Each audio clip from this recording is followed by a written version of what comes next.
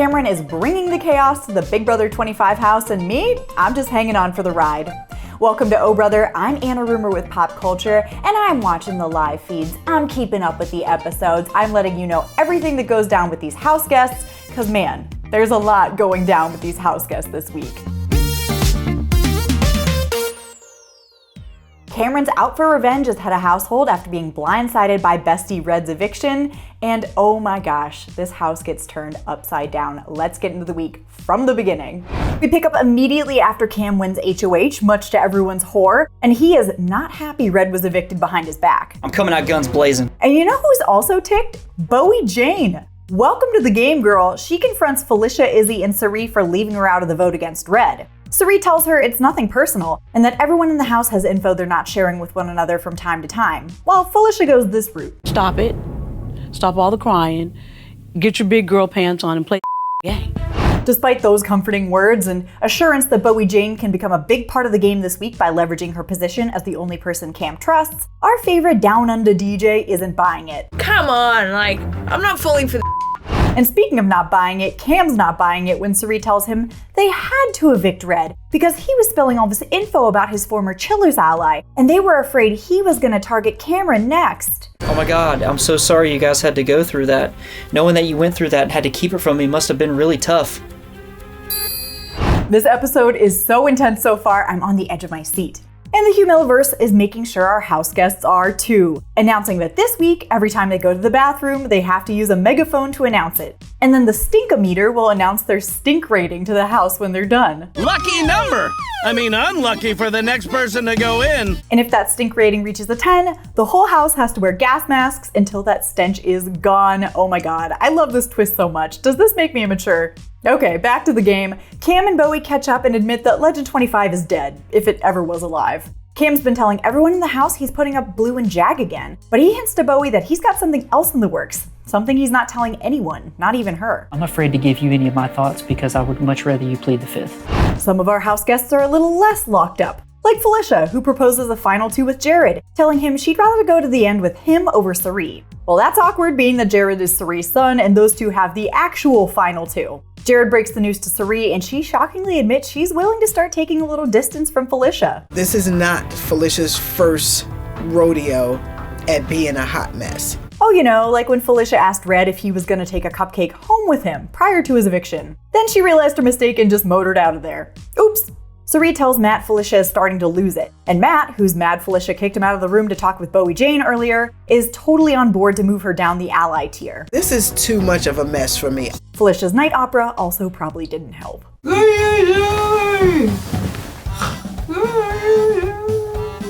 Meanwhile, Cam's secret little plan seems to be going just how he wants it. He's misted the whole house into believing it's Blue and Jag going up, but he's not being honest with anyone, not even in the diary room. I don't want anyone to see my big picture, other than me. I hold the paintbrush.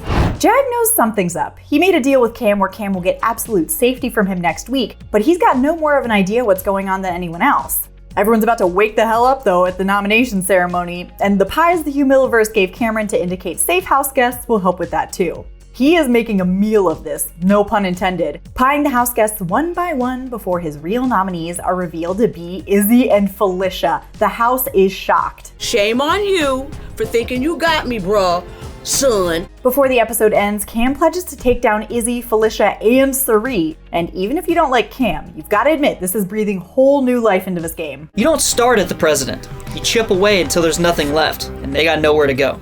Well, don't they all have egg on their face? Or pie, I guess. Cameron is aiming high with these initial nominations, but what does he have planned for the veto? Let's just say there's more to this plan than meets the eye. We pick up after Cameron blindsided the house by nominating Izzy and Felicia after telling everyone he planned to put up Jag and Blue. Cam wants to take out Cirie, but he knows he can't come right at her, so he plans to make a strike at her number twos. And I want to watch it wiggle afterwards. Okay, Cam, kinda creepy. Now that Felicia's on the block, she's singing like a bird, telling Cam all the tea about 𝐿𝐴 and Red's eviction, which of course he's thrilled about. Felicia is singing like a bird, throwing her friends under the bus. Meanwhile, Izzy's just trying to pretend like she and Cam don't hate each other while campaigning for herself. I've never liked Cameron. I can't stand him He makes my skin crawl. But while she might not have made a lifelong friend, she definitely cirie up on Cam's plan to make Cirie a replacement nominee. She is absolutely his replacement option.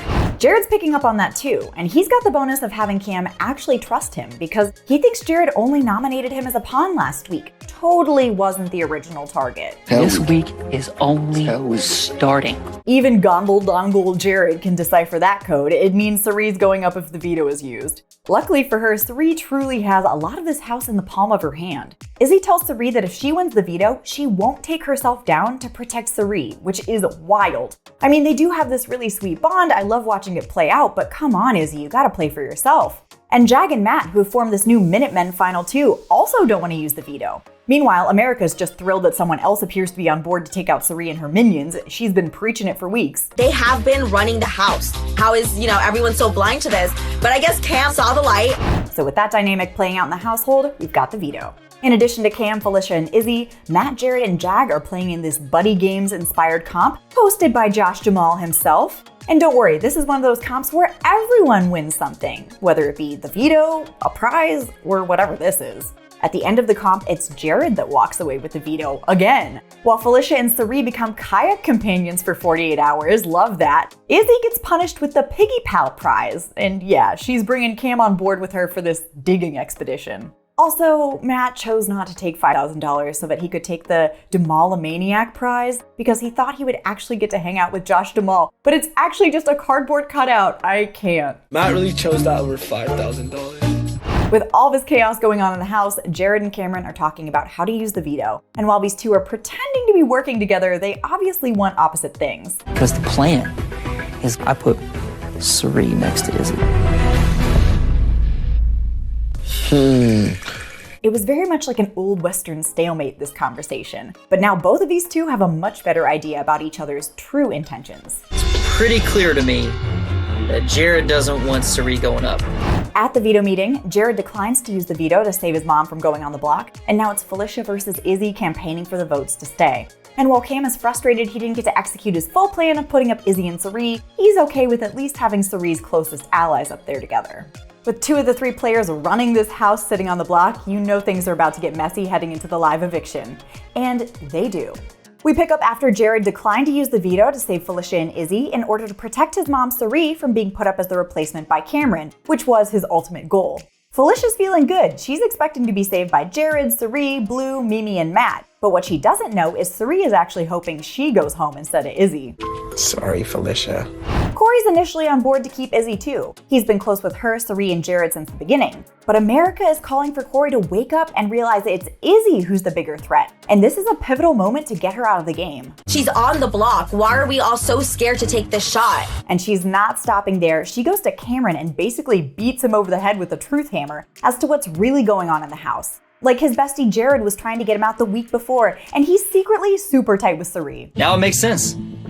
Jared works for Cirie. Light bulb on, this is Cameron 3.0. He's on board with getting 𝐒𝐿 out, but he can't vote, so get to work, America. Cue the mid-aughts style montage of America dropping truth bombs all over the house. Starting with Matt, who's been super close to Cirie, America points out who is in the middle of the game being used as pawns and who is moving those pawns about their own personal chessboard. I see it as they're going to target us. Matt at least seems to be listening. He tells America that it was him who saved Jag a few weeks back with his power after he, Jag, Cory, and Cirie played for it. And it's that information that ends up being Cory's wake-up call, because he didn't know Cirie played for the power. And the fact that she told Matt and not him, maybe Cory's girlfriend has a better read on the house than he was giving her credit for. I'm starting to realize that I am not in as good a position as I thought. And thus things descend into chaos. Cory exposes what he knows about the 7 deadly sins and for real to Jag, saying, hey, isn't it so weird we're both in almost the exact same alliance with 𝐒𝐿, Cirie, and Felicia? Clearly, I've been played. Jag, also now awoken, agrees they need to start playing the game for themselves, and that means blindsiding 𝐒𝐿. Bowie's in immediately, and Mimi wanted to take out the bigger threat in 𝐒𝐿 anyway, but the final holdout is Matt. Cory convinces Matt that while he's close to Cirie, Cory also thought he was that close to Cirie, and they're both being played in different alliances. I am extremely certain that both of us are being played. Jag backs up Cory too, and Matt, his mind is blown. He's ready to play. With that, we head into the live vote. Despite an impassioned plea to stay from Izzy, one by one the house guests vote in their own self-interest for once. That's new for this crew. And Izzy is voted out 8-1. Of course, Cirie didn't vote out her new daughter. And I love a bitter exit. Izzy refuses to hug Cam and tells both him and Cory that she'll be seeing them soon. You two pipsqueak. See you soon. She tells Julie that her biggest mistake in the game was trusting Cory, and that she doesn't regret not spilling Cirie and Jared's secret to save herself. I would rethink both of those things, honestly. With Cirie, Felicia, and Jared now stripped bare for the rest of the house, it's time for the wall comp, and we'll just have to see who wants this the most. I cannot wait. Also, I can't wait to see how the jury shakes out this year, because we're going old school and returning to a 7-person jury instead of 9. With Izzy out of the game and Cirie and Jared totally exposed, you know this next week is going to be pivotal in a house. So make like these house guests and hang on to see what happens next. Tune in every week to 𝐿 Brother for your rapid fire recap from way outside the Big Brother house. I'm PopCulture's Anna Rumer.